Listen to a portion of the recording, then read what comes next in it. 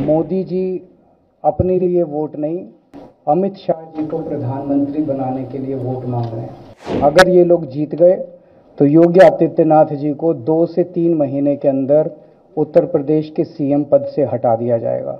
अगले साल 17 सितंबर को प्रधानमंत्री मोदी जी 75 साल के होंगे और मोदी जी ने तय कर लिया है कि अमित शाह जी को वो अपना वारिस बनाएंगे। ये तो कंफर्म करता है कि उन्होंने पूरी प्लानिंग कर ली है और उनके पक्ष में कोई बोलने के लिए तैयार नहीं है योगी आदित्यनाथ जी के।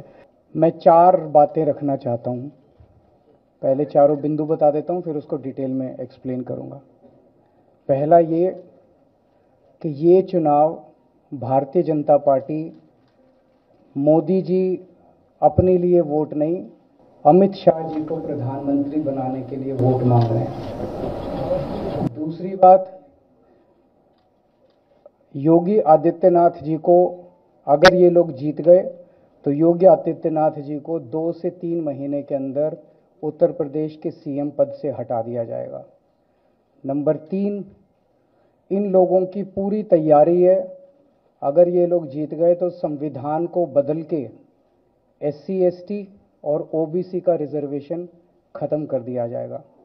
और नंबर 4, जो आंकड़े अब देश भर से आ रहे हैं वो ये दिखा रहे हैं कि 4 जून को इंडिया गठबंधन की सरकार बनने जा रही है और NDA को और BJP को बहुत कम सीटें मिलने जा रही हैं। अब मैं अपने सबसे पहले पॉइंट पे आता हूँ। जब 2014 में प्रधानमंत्री बने थे नरेंद्र मोदी जी, तो उन्होंने खुद एक रूल बनाया था कि भारतीय जनता पार्टी के अंदर और उनकी सरकारों में 75 वर्ष से ऊपर कोई भी व्यक्ति होगा तो उसको संगठन में और सरकार में किसी भी पद पे नहीं रखा जाएगा, उसको रिटायर कर दिया जाएगा। और उसका सबसे पहले उस रूल के तहत आडवाणी जी को और मुरली मनोहर जोशी जी को रिटायर किया गया था। और उसके बाद तमाम यशवंत सिन्हा जी, सुमित्रा महाजन जी, कई लोगों को यहाँ टिकट नहीं मिली, कई लोग जो पद पे बैठे हुए थे उनको पद से इस्तीफा दिलवा के उनको हटाया गया, ऐसे कई सारे लोग हैं। तो अब अगले साल 17 सितंबर को प्रधानमंत्री मोदी जी 75 साल के होंगे और मोदी जी ने तय कर लिया है कि अमित शाह जी को वो अपना वारिस बनाएंगे और अमित शाह जी अगले साल 17 सितंबर को देश के प्रधानमंत्री बनाने का उन्होंने तय किया है मोदी जी ने। इसके ऊपर मोदी जी पिछले 1-2 साल से लगे भी हुए हैं, क्योंकि भारतीय जनता पार्टी के अंदर अमित शाह जी के सामने जो जो बाधाएं पैदा कर सकता था नेता, एक एक करके उन सब नेताओं को साइड कर दिया गया, उनका पत्ता साफ कर दिया गया। शिवराज सिंह चौहान को हटा दिया गया, वसुंधरा राजे को हटा दिया गया, डॉक्टर रमन सिंह को हटा दिया गया, देवेंद्र फडणवीस को खत्म कर दिया गया, खट्टर साहब को खत्म कर दिया गया, एक एक करके सबको खत्म कर दिया गया। एक ही शख्स हैं जो कि उनके रास्ते का कांटा बन सकते हैं, वो है योगी आदित्यनाथ जी। अब योगी आदित्यनाथ जी को इन्होंने हटाने का पूरा मन बना लिया है और अगर इनकी सरकार बनी तो 2 महीने के अंदर योगी जी को भी उत्तर प्रदेश के सीएम से हटा दिया जाएगा। मैंने दिल्ली में 3-4 दिन पहले ये प्रेस कॉन्फ्रेंस की थी और ये दोनों मुद्दे उठाए थे।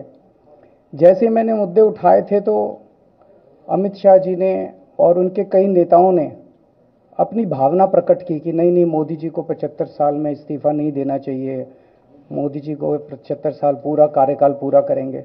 उन सब की भावनाओं की मैं कद्र करता हूं, क्योंकि अपने नेता के लिए जब भी ऐसी बात होती है तो सब लोग सामने आके बात करते हैं। लेकिन बड़ी बात यह है कि मोदी जी ने ऐसा नहीं कहा कि मैं 75 साल पे इस्तीफा नहीं दूंगा, मैं रिटायर नहीं होऊंगा।